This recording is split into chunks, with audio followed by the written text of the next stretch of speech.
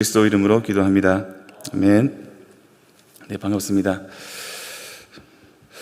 저는 오늘 본문 출애굽기 14장 말씀을 묵상하면서 복음이 주는 진정한 변화가 무엇인지 대해서 다시 생각하게 되었습니다. 잘 아시다시피 복음의 결과는 변화입니다. 복음의 결과는 변화입니다. 누구든지 예수 그리스도를 믿고 회개하며 그 사람 안에 변화가 일어납니다.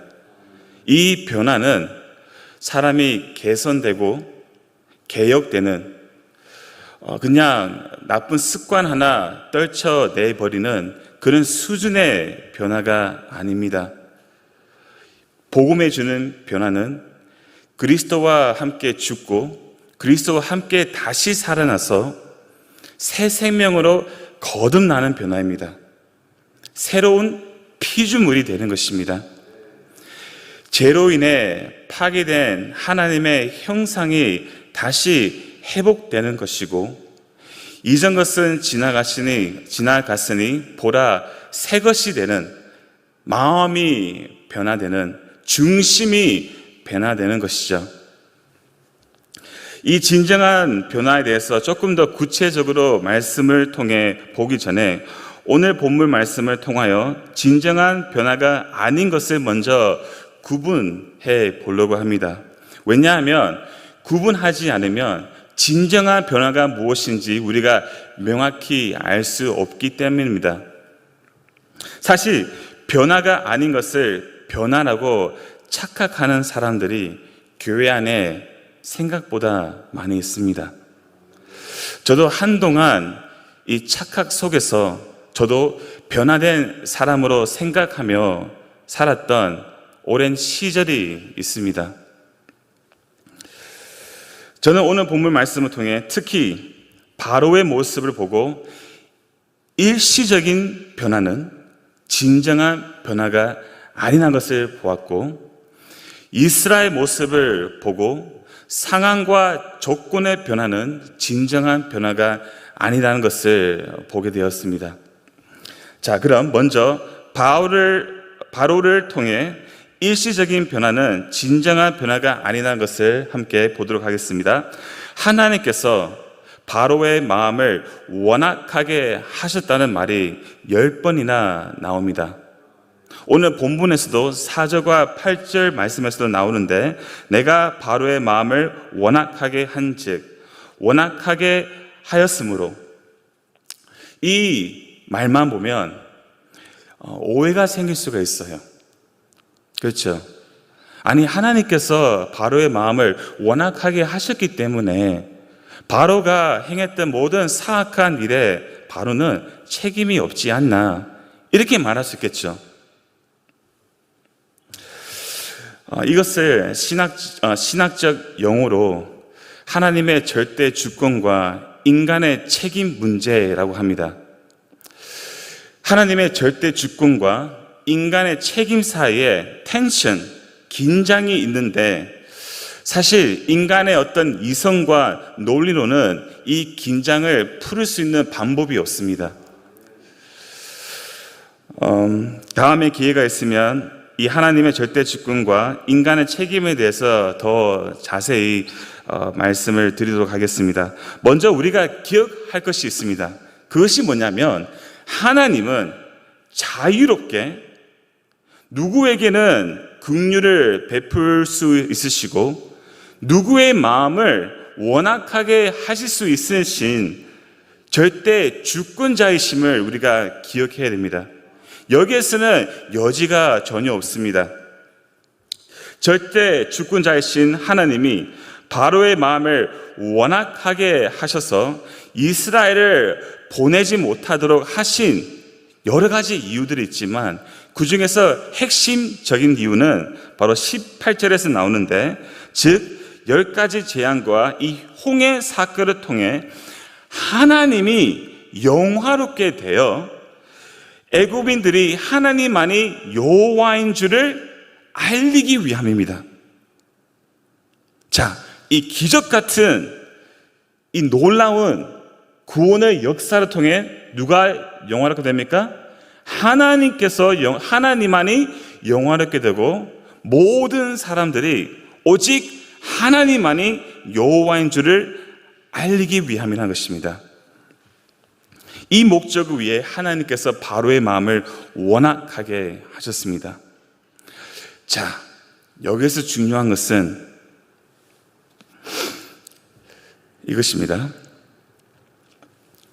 바로의 마음은 원래 완악한 상태에 있었고,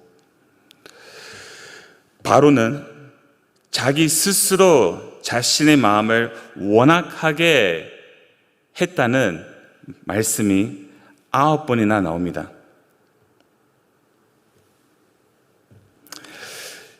이 말은 하나님이 바로의 마음을 완악하게 하지 않으셔도 바로는 원래 완악하고 강포한 사람이었다는 것입니다. 원래 바로는 그런 사람이었어요.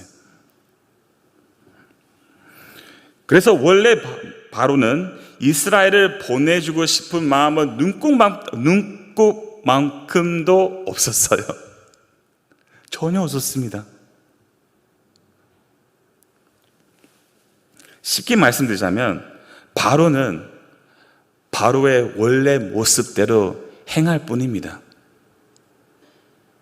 그래서 바로가 저지른 그 모든 사악한 일에 바로는 100% 책임이 있다는 것입니다. 이것은 정말 신비로운 하나님의 완전한 섭리입니다. 이 비극적이고 충격적인 이 완악하고 강포한 바로의 마음을 하나님께서 마지막 10번째 재앙, 장자의 죽음을 통해 꺾어버리시죠. 그렇죠. 출애굽기 12장 32절 말씀에 바로가 모세와 아론을 부릅니다. 그리고 이렇게 말합니다. 너희와 이스라엘 자손은 일어나 내 백성 가운데서 떠나 너의 말대로 가서 여호와를 섬기라. 완전한 패배입니다. 이 비극적이고 충격적인 장자의 죽음을 통해 바로의 완악한 마음이 누그러진 것처럼 보입니다. 마음이 변한 것처럼 보입니다. 그러나 여러분 보십시오. 본문 5절 말씀을 보시면 이렇게 기록되어 있습니다. 바로와 그의 신하들이 그 백성에 대하여 어떻게 됩니까? 마음이 변하여 이르되 우리가 어찌 이같이 하여 이스라엘을 우리를 섬김에서 놓아 보내는가 하고, 바로는 순간적으로 변한 것처럼 보였지만 진정한 변화는 아니었습니다. 그는 이스라엘을 보내고 난 후에 어떻게 했습니까? 후회스러웠습니다. 그리고 장자를 잃었던 그 슬픈 마음이 다시 분노의 마음으로, 완악한 마음으로 변화되었다는 것입니다. 그는 아들을 잃고 좌절에 빠졌죠. 슬픔에 빠졌죠. 지쳐버렸죠. 그러나 그의 마음은 단 한 번도 변화된 적은 없다는 것입니다.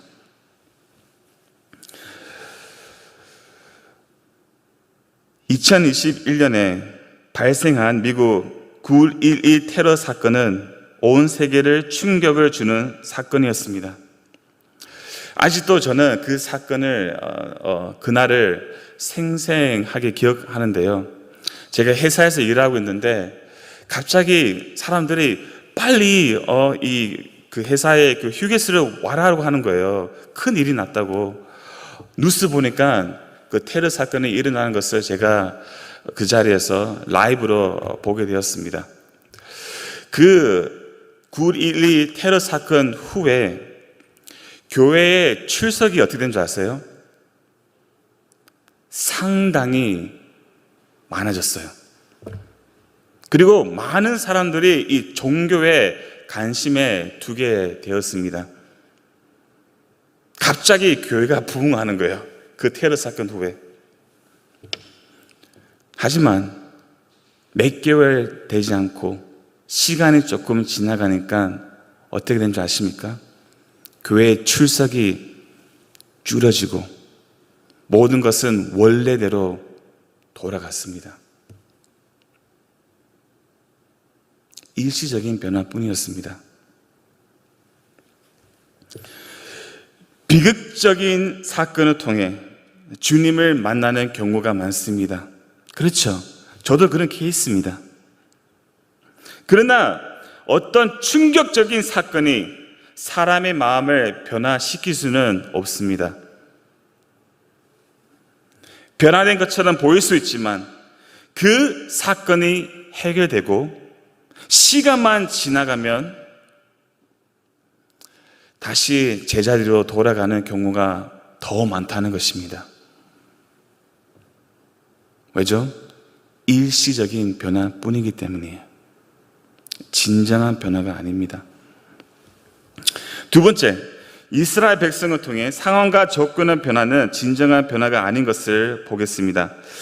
이스라엘의 출애굽 사건은 여러분 예수 그리스도의 갈보리 십자가와 부활의 사건 외에 역사상 가장 크고 놀라운 구원의 사건이었습니다.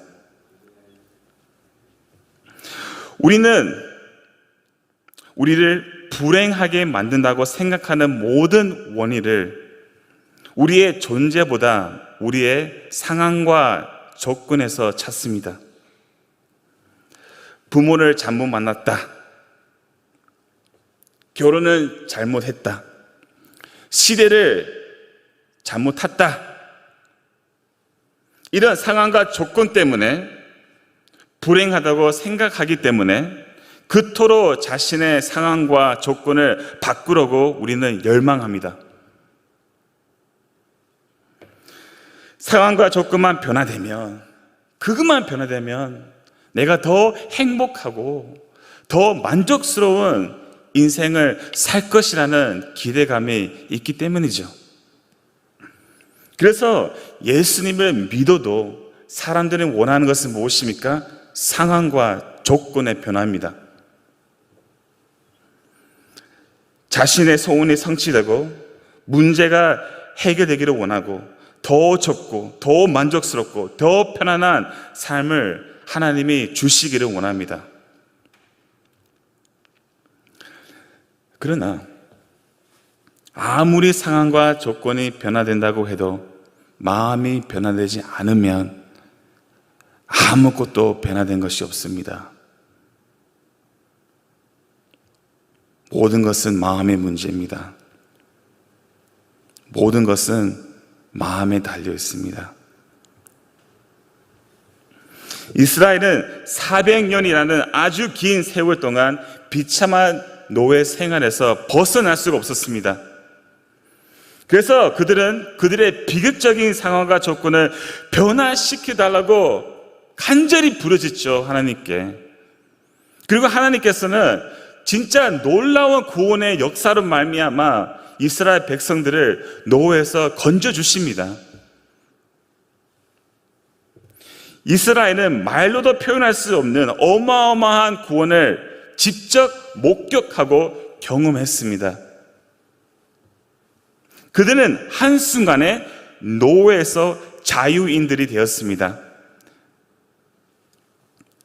극적인 완벽한 상황과 조건의 변화입니다. 그렇잖아요. 그러나 보십시오. 1절과 2절 말씀을 보시면 약속의 땅으로 행진하고 있었던 출애굽한 이스라엘을 하나님께서 갑작스럽게 모세에게 가는 길에서 돌이켜 홍해 앞에서 장막을 치라고 명하십니다. 이제는 이스라엘은 갈 데가 없고 아예 갇혀버렸습니다. 이때 다시 완악하게 된 바로가 그의 군대와 함께 탈출한 이스라엘을 잡으려고 쫓아오는 것을 이스라엘 백성들이 보고 어떻게 합니까? 겸손하고, 그렇죠? 신뢰를 두고 하나님의 도우심을 구하는 것이 맞지 않습니까? 믿음과 소망으로 주님 도와주십시오. 보호해 주십시오. 이렇게 부르짖는 것이 맞지 않습니까? 그러나 보십시오. 10절에서 12절 말씀 보시면 소망이 없어요. 이들에게는 믿음이 전혀 보이지 않습니다. 두려움에 사로잡혀 불평과 절망에 빠져버립니다. 11절 말씀, 그들이 또 모세에게 이르되 애굽에서 매장지가 없어서 당신이 우리를 이끌어내어 이 광야에서 죽게 하느냐? 12절 말씀, 우리를 내버려 두라. 우리가 애굽 사람을 섬길 것이라 하지 아니하더나? 애굽 사람을 섬기는 것이 광야에서 죽는 것보다 낫게노라. 여러분, 완전한 불신앙입니다.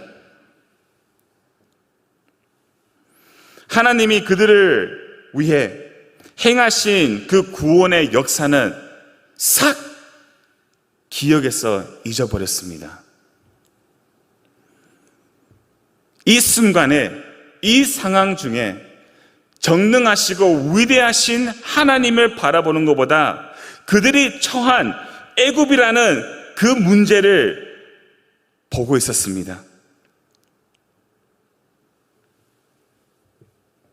이스라엘은 놀라운 기적으로 그들의 상황과 조건이 완벽하게 변화되었지만 그들의 중심은 조금이라도 바뀐 것이 없었습니다. 이 말은 그들의 몸은 애굽을 빠져나왔지만 그들의 마음은 한 번도 애굽을 떠난 적이 없다는 것입니다. 떠난 적이 없었어요.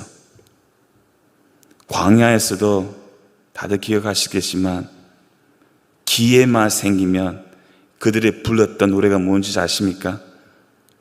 애굽으로 돌아가자였습니다. 애굽으로 돌아가자.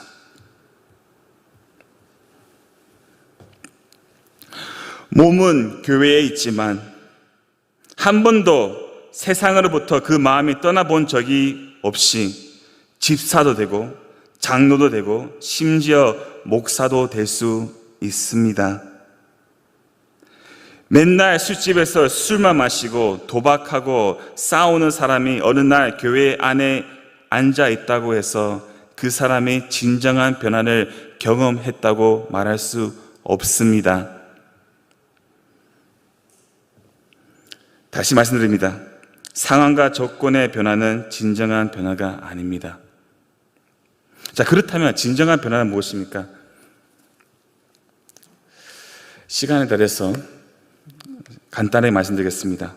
진정한 변화는, 마음의 변화는 참 주인이 바뀌는 것입니다. 이것이 변화예요. 내가 주인 된 삶은 그리스도와 함께 죽고 예수님이 내 마음과 삶의 주인이 되시는 것이 진정한 변화입니다. 하나님께서 이 10가지 재앙과 홍해 사건을 통해 애굽 사람들뿐만 아니라 이스라엘 백성들에게 알려주고 싶은 것은 무엇이었습니까? 하나님만이 여호와인 줄을 알기 위함이었습니다. 자, 이 여호와는 말은 이스라엘 백성 히브리인들은 함부로 부르지 못했던 이름입니다. 그래서 아도나이, 잘 알고 계시겠지만 주님이라고 불렀습니다. 무슨 말을 제가 하고 싶으냐면 바로 하나님께서 무엇을 그들에게 알려주고 싶으냐면 바로 하나님만이 그들의 주인이라는 것을 이 구원을 통하여 알려주고 싶었던 것입니다.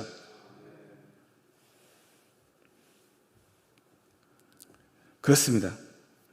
하나님이 이스라엘의 주인이십니다.